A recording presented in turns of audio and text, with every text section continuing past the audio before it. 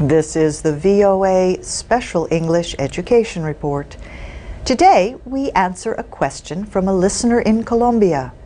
John Anderson wants to know the costs of undergraduate and graduate study in the United States. Well, the first thing to know is that prices are different from school to school. Private colleges and universities generally cost more than public ones. Another thing to keep in mind is that not all students pay a school's published price. Financial aid and scholarships may reduce the cost. Here are a few numbers for this school year from the College Board Organization. The average published price for undergraduate study at a four-year public college was about $7,000. That was for students from in-state. Students from other states, as well as international students, paid an average of more than $18,000. This is the bad news. International students often have to pay the highest prices. And these averages were only for tuition and fees. Food, housing, books and supplies can add $10,000 to $12,000 a year. The College Board says the average tuition at a private college was about $26,000. Many students save money by starting their education at a two-year public college, also known as a community college. The average tuition this year was about $2,500. A few American colleges provide a free education, including the military and merchant marine academies. They accept some foreign students. Berea College is a small Christian school in Berea, Kentucky, that pays all first-year costs for its foreign students. But they are expected to pay $1,000 a year after that. Summer jobs are provided to help meet this cost. Costs for graduate study in the United States also differ from school to school and even from program to program. Here, too, public universities charge more for out-of-state tuition. For example, at the University of Kentucky, out-of-state graduate tuition averaged about $18,000 this year. In-state was about $9,000. American students often have to take out loans to help pay for their education. President Obama recently signed into law a bill that changes the student loan system. We'll have more on that next week. And international students can learn much more about studying in the United States on our website. Look for the Foreign Student Series at voaspecialenglish.com. And that's the VOA Special English Education Report. This is the VOA Special English Education Report. Ballou High School in Washington might not seem the most likely school to have a lacrosse team. But lacrosse has grown beyond the popular image of a sport mainly for wealthy private schools. Ballou is a public school in one of the poorest neighborhoods in the city.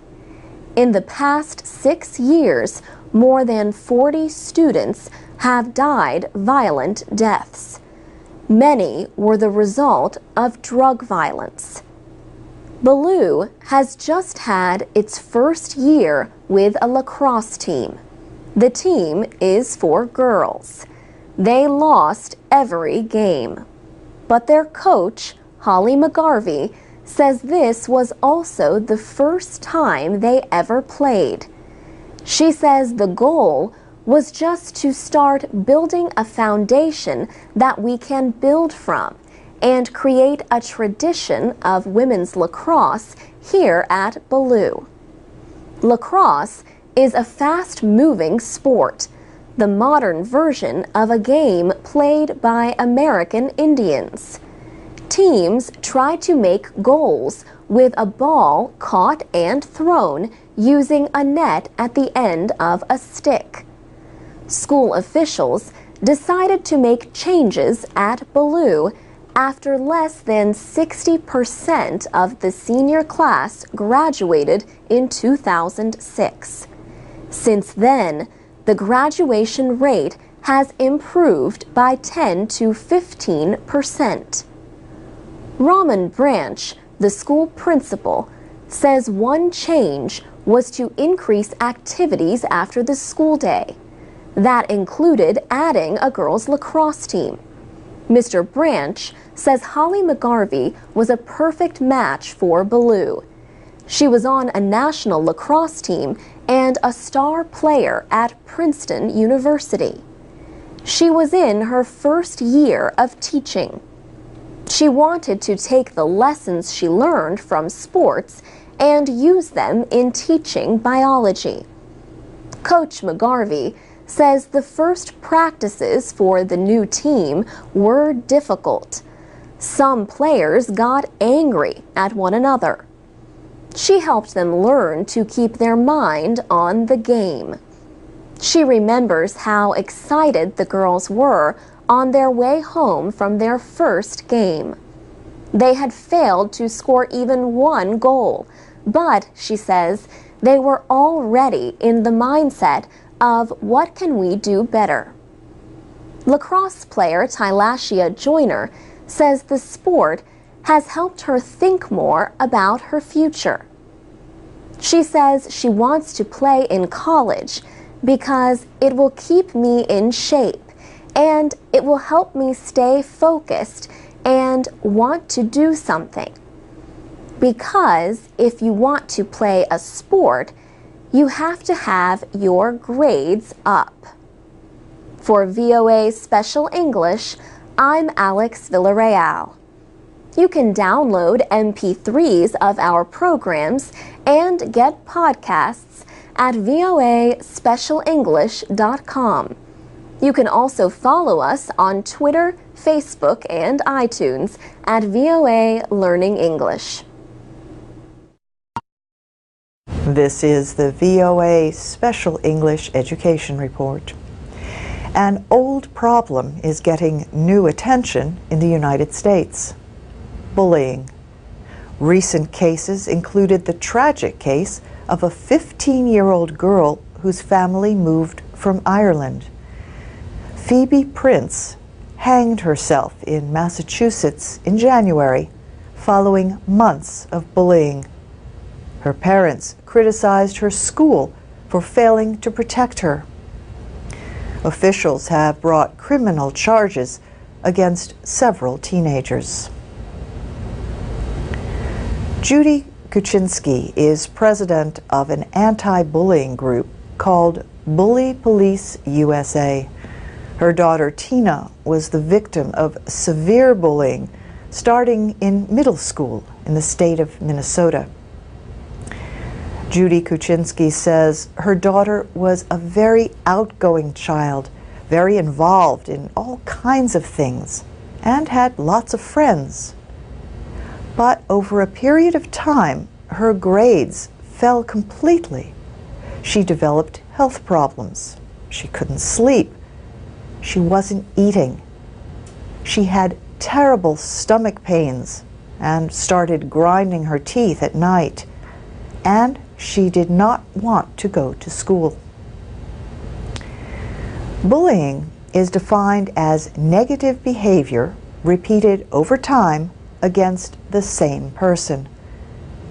It can involve physical violence, or it can be verbal, for example, insults or threats. Spreading lies about someone or excluding a person from a group is known as social or relational bullying. And now, there is cyberbullying, which uses the internet, email, or text messages. It has easy appeal for the bully because it does not involve face-to-face contact, and it can be done at any time. The first serious research studies into bullying were done in Norway in the late 1970s. The latest government study in the United States was released last year. It found that about 1/3 of students aged 12 to 18 were bullied at school. Examples included being made fun of, pushed, spit on, threatened, or excluded from activities. Some students had their property damaged. About 4% reported being the victims of cyberbullying. The study took place in 2007. Susan Swearer is a psychologist at the University of Nebraska-Lincoln and co-director of the Bullying Research Network. She says schools should treat bullying as a mental health problem to get bullies and victims the help they need.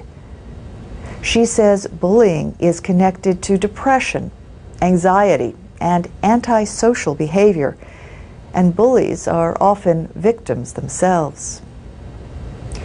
What can be done to prevent bullying? That will be our subject next week. And that's the VOA Special English Education Report. I'm Alex Villarreal with the VOA Special English Education Report. Americans celebrated the Thanksgiving holiday on November 25th. They gathered with family and friends to share a meal. Some celebrated the holiday by telling what they are most thankful for. This holiday season, a group of student athletes in Woodburn, Oregon, has given its community something to be thankful for. The Woodburn High School boys soccer team has reached the state soccer championship playoffs for 25 straight seasons. But the Bulldogs had never won the state championship until this year. Their victory in November also represents a win for their mostly Hispanic hometown. Writer Steve Wilson spent a year recording the successes and problems of the team.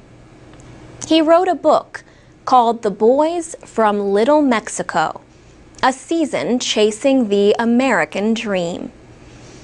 It tells about a community struggling with issues such as immigration and cultural changes.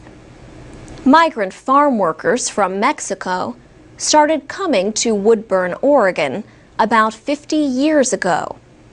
Many of the workers stayed and made the town their home. So the town became known as Little Mexico. Steve Wilson thinks the Woodburn boys soccer team's continued hard work and effort to win the state championship is similar to their cultural experiences. Like many Mexican Americans, the boys on the Woodburn team faced major problems. They include poverty, a language barrier, and immigration issues. Mr. Wilson wondered if those challenges were preventing the team from reaching its goal of winning a state championship. So he decided to follow the team for an entire season.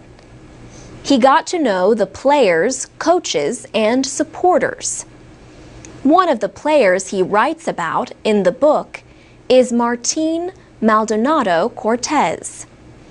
Martin says he and the other boys on the team knew that Woodburn had a bad image. The town has a population of only 22,000 people. But it faces many of the same problems found in large cities. These include gang violence and illegal drugs.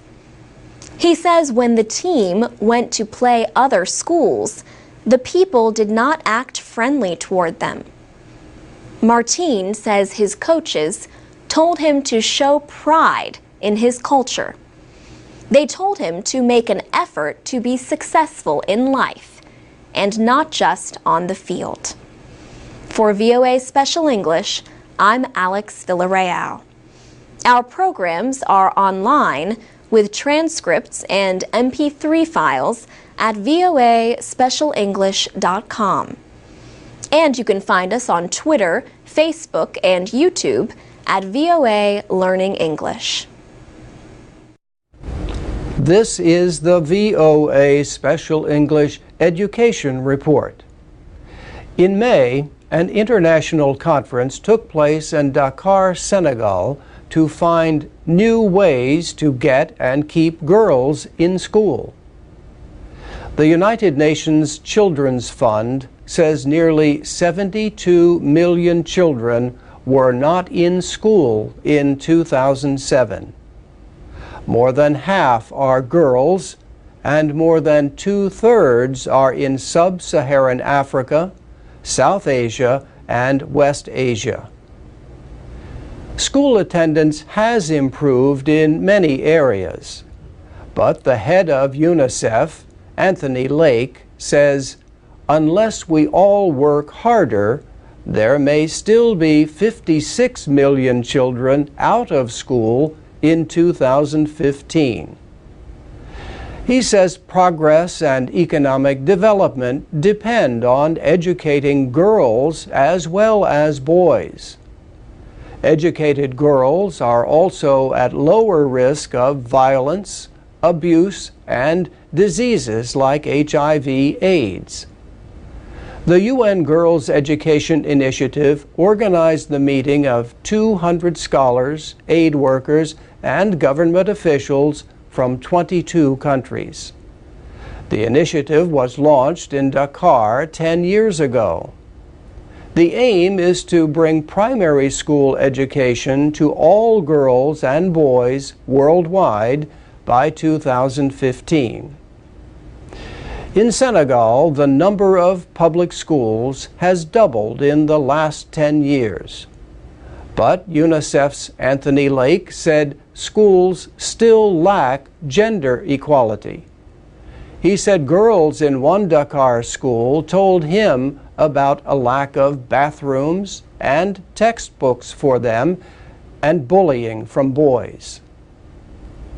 The conference centered on three main problems to getting and keeping girls in school: violence, poverty, and poor quality education. Anne-Therese Ndongjata is Education Director for UNESCO in Africa. She says donors are giving a lot of resources and civil society groups are working on access to education. The UNESCO official says schools need to modernize and improve what they teach and how they teach it. For example, she says schools should teach African children in their native languages, not just in English or French. To stay in school, experts say children must consider their education useful, and so must their parents. May Rihani from the Global Advisory Committee of the UN Girls Initiative gave an example from a life skills program in Mali. One lesson is about diarrhea. The idea is for children to go tell their mother what they learned. May Rihani says the mother would recognize that this education is important to her and to her family and would want the child to continue to go to school. And that's the VOA Special English Education Report.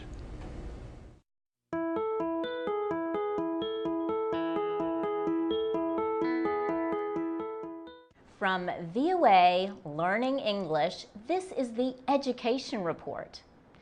Kid Pan Alley is a nonprofit organization that holds songwriting workshops for students across the United States. The organization recently visited a school in the Anacostia area of Washington, D.C. The children presented a concert with the help of songwriter and recording artist Paul Reisler. He established Kid Pan Alley in 1999 and has worked with more than 35,000 students and produced more than 2,200 songs since that time. He says the power of music can teach children skills they might not learn in school. He believes the American educational system is focused too much on standardized tests to measure success. But Paul Reisler says we now live in a creative economy. He says his group is trying to inspire children to be creative. At Orr Elementary School in Anacostia, 95% of students come from poor families. Marlon Ray is the school's dean of students. He says some of the children have difficult lives. But he says these kids still want to strive for greatness. Jonna Turner is director of programs at the school. She says the 4th and 5th grade students are often focused on more than school. They can be important helpers for their families. They make sure food is ready when they come home and do other tasks. Yet, students are often influenced by what happens around them. A shooting took place in April directly in front of the school. Although no one was injured, the event affected the whole community.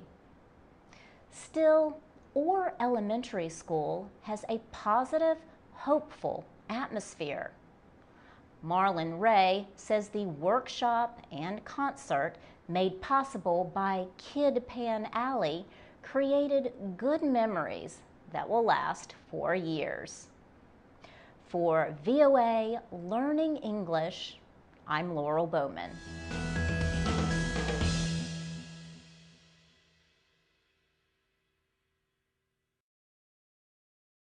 This is the VOA Special English Education Report. Some women's prisons in the United States offer classes for college credit. But when the prisoners are released, they may not have much chance to continue their education. In 2000, a woman named Barbara Martinsons started a program to help these former prisoners. She established the College and Community Fellowship. Ms. Martinsons taught at Manhattan Marymount College in New York City. She has also taught college courses at a women's prison in New York State. The College and Community Fellowship provides advice to former prisoners. It also helps them gain admission to college. That process can be very difficult for anyone, let alone a person with a prison record. The group also provides financial aid to members attending college. Members of the College and Community Fellowship are called CCF Fellows. Some have earned not only college degrees, but master's degrees and a doctorate. Selena Fulford has already earned one master's degree and is working on her second. She is now an adjunct professor at the College of New Rochelle in New York State. About 70% of those in the program work full-time while studying. Nationally, 1/3 of women who have been in prison are later sent back for committing other crimes or violating the terms of their release. By comparison, almost none of the CCF fellows has been sent back behind bars. The Reverend Vivian Nixon, a minister, heads the College and Community Fellowship. She once spent time in prison for falsifying documents. She says the group helps people reclaim the goals they had for their lives before going to jail. You don't have to just accept any job at a fast food restaurant or cleaning up a hotel or cleaning up the streets, she says. As she puts it, you can still have desires and goals, and we are going to help you meet those desires and goals. About 270 people are in the program. The group holds meetings where the women talk about subjects like personal finance and developing a career, and there is a social hour. Vivian Nixon says society in general is happiest when the women do not go back to jail. But she says her greatest hope is that members of the fellowship are setting high goals for themselves and their children. We have more stories about education programs for people in or out of prison. You can find them, along with other reading and listening materials for learning English, at voaspecialenglish.com. For VOA Special English, I'm Carolyn Persutti. This is the VOA Special English Education Report. Since the 1990s, education has been required for all South Africans from age 7 to 15. Last December, the government announced that 70% of students passed their final examination to finish high school. In 2008, the passage rate was about 63%. There have been increases each year since then. Professor Shireen Motala at the University of Johannesburg says access to basic education is no longer the problem in South Africa. She says most children stay in school until they are about 16. The problem now, she says, is that large numbers of them leave without completing high school. Students take an examination known as the matric in grade 12, their final or matriculation year. But Professor Matala says only around 45% of the children who started school in 2000 sat for the matric last year. South Africa has a 24% unemployment rate. Those who drop out must compete with better educated people for jobs. Educational researchers also point to another problem. They say South African schools do not produce enough students with the skills for higher education in math and science. Researcher Graham Block says many schools are not well equipped. The reality of poverty, he says, is that many children do not see laboratories or libraries at school. 92% of the schools do not have libraries. Also, education specialists say in many cases, teachers and school principals do not have the skills or training to do their jobs. In other cases, they are simply not doing their duty to provide an education. Professor Matala says a number of teachers were poorly trained during the system of apartheid or racial separation in South Africa. Apartheid ended in 1994. Secondly, she says, teachers have been confused by the many educational reform efforts in the last 15 years. And finally, she thinks language differences in the classroom have not gotten as much attention as they should.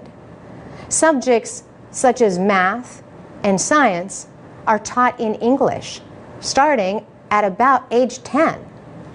But South Africa has 11 official languages and many more unofficial ones.